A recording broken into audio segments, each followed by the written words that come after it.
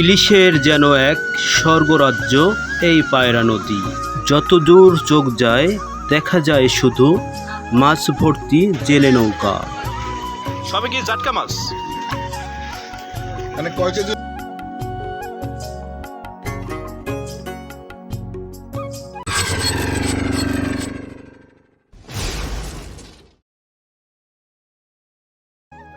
দর্শক, আমরা হাজির হলাম পটুয়াখালী ঠিক পায়রা নদীর পাড়ে। তো আপনারা জেনে থাকেন যে পায়রা নদীর ইলিশ প্রচুর পরিমাণে সুস্বাদু হয়ে থাকে, আর পটুয়াখালীর সবচেয়ে বিখ্যাত ইলিশই হচ্ছে পায়রা ইলিশ। তো আমরা চলে আসছি এখন পটুয়াখালী পায়রা নদীর পাড়ে।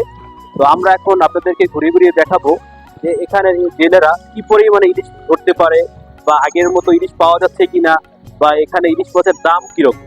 তো আমরা সেটাই এখন আপনাদের ঘুরে ঘুরে দেখাবো, আমাদের সাথেই থাকবে। পায়রা নদীকে বলা হয় ইলিশের স্বর্গরাজ্য। লোকমুখে শোনা যায় পায়রা নদীর ইলিশ যেমনি সুস্বাদু তেমনি মজাদার। ইলিশ ছাড়াও এ নদীর দৃশ্যগুলো অপূর্ব। শহর থেকে বিকেল হলেই হাজারো দর্শনার্থীর ভিড় জমে এই নদীর পাড়ে। এখান থেকেই হাজারো মানুষ পার হয় মির্জাগঞ্জে যাওয়ার জন্য। দর্শক, আমি সাগর হাওলাদার চলে আসছি পটুয়াখালীর সেই বিখ্যাত পায়রা নদীর পাড়ে। তো এখানে আসলাম, তো দেখতে চাচ্ছিলাম আসলে অবরোধের পরে তো এখানে কেমন ইলিশ মাছ ধরা পড়ে। আপনারা আমার পিছনে দেখতে পাচ্ছেন যে জেলেরা নদীর মাঝখানে তারা মাছ ধরতেছে, এবং পায়রাগঞ্জ যাওয়ার জন্য যে প্রধান যে নদীপথের যে বাহনটি, যেটাকে আমরা ফেরি বলি, তো সে ফেরিটিও পায়রাগঞ্জের ওপার থেকে আমাদের পটুয়াখালী এপারে চলে আসতেছে। তো আমরা আসলে জেলেদের সাথে কথা বলবো যে তারা কি পরিমাণে মাছ পাচ্ছে বর্তমানে নদীতে। তো আসলে বন্যার কারণে আসলে নদীতে ঠিকমতো মাছ পাওয়া যাচ্ছে কিনা, বা মাছের দাম আগের মতো আছে কিনা, বা দাম বৃদ্ধি হয়েছে কিনা, আসলে আমরা তাদের সাথে কথা বলে জানতে পারবো।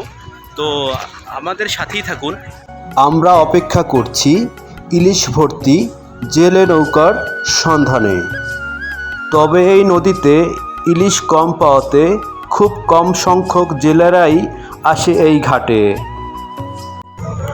দর্শক, আমার পিছনে যে নৌকাটি দেখছেন সে নদীর মাঝখান থেকে এইমাত্র সে মাছ ধরে চলে আসছে।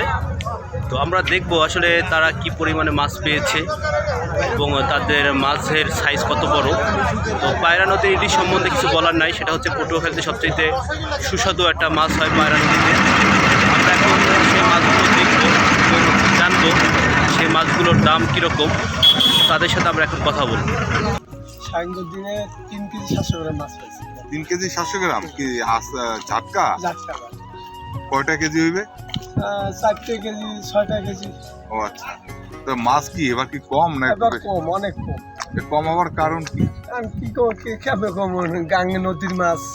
না, আমরা তো জানি যে আমাদের এই পায়রাকুঞ্জ এই নদীতে প্রচুর মাছ পড়ে। না, অনেক কম। প্রত্যেক বছর থেকে এবার 3% পড়ছে। প্রত্যেক বছর পরে 3% পড়ছে। ও, এই জন্য মাছ দাম বৃদ্ধি সেটা বছর। আচ্ছা, এবার যে এই পানি উঠছিল এতে কি কোনো ইফেক্ট করতে পারে না? না, এতে কিছু না, কিন্তু এমনি মাছ কম পড়ে। মাছ এই ট্রলার নিয়ে নদীতে জাল ফেলছেন, ঠিক আছে, আপনার কি পরিমাণ তেল লাগবে, আপনার খরচ কত হয়েছে এবং কি পরিমাণ মাছ পাইছেন? 500 টাকা খরচ হয়েছে আমার, সব তেল আজকে। হ্যাঁ, তো মাছ পাইছেন কয় টাকা? 1700-1800 টাকা মাছ পাইছেন। আজকে কি কম না এর থেকে বেশি পান? আজকে একটু বেশি পাইছি, আজকে একটু কম। আজকে একটু কম না? ইলিশ মাছ নিয়ে আসা জেলে নৌকা দেখে আমরা ছুটে গেলাম সেই নৌকার কাছে। দেখব তারা কীরকম মাছ পেয়েছে এবং সে মাছগুলোকে তারা কোথায় নিয়ে যাচ্ছে এবং তারা কোথায় বিক্রি করছে। জেলেদের কাছ থেকে আমরা জানতে পারলাম উপরেই আছে ইলিশ মাছের বাজার, সেখানে বিক্রি হবে এই মাছগুলো। চলে আসলাম আমরা বাজারে। এখানে এসে দেখতে পেলাম এখানে রয়েছে সামুদ্রিক মাছ, এখানে রয়েছে দেশীয় মাছ। ইলিশ মাছের পাশাপাশি আরও এখানে থাকছে বিভিন্ন প্রজাতির দেশি বিদেশি মাছ। তো বাজারে ইলিশ মাছের চাহিদা কম থাকার কারণে তার পাশাপাশি বিক্রি হচ্ছে এখানে বিভিন্ন প্রকারের দেশীয় মাছ। আসলে প্রতি কেজি ইলিশ মাছ যখন 1800 টাকা কেজি দরে বিক্রি হচ্ছে, তো সাধারণ মানুষের তখন ক্রয় ক্ষমতার বাইরে চলে গেছে। এর জন্য মানুষের ভিড় জমিয়েছে দেশি মাছগুলো কেনার জন্য।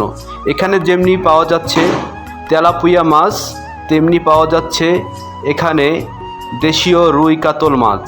তো আপনারা দেখতে পাচ্ছেন যে মানুষের এখানে পর্যাপ্ত পরিমাণে ভিড় জমে আছে শুধু এই দেশীয় মাছ কেনার জন্য। ইলিশ মাছের কেজি বিক্রি হচ্ছে 1800 টাকা দরে। তো সেই দরে অনেকেই কিনতে পারছেন না তাদের কাঙ্ক্ষিত সেই ইলিশ মাছ, যে জন্যই মানুষজন ভিড় জমিয়েছে এই দেশি মাছের বাজারে।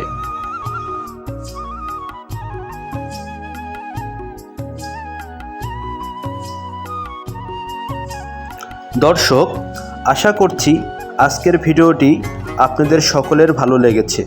যদি ভিডিওটি ভালো লেগে থাকে অবশ্যই লাইক, কমেন্ট, শেয়ার করে সকলের মাঝখানে ছড়িয়ে দিবেন। সকলে ভালো থাকবেন, সুস্থ থাকবেন। দেখা হবে নতুন কোনো ব্লগে।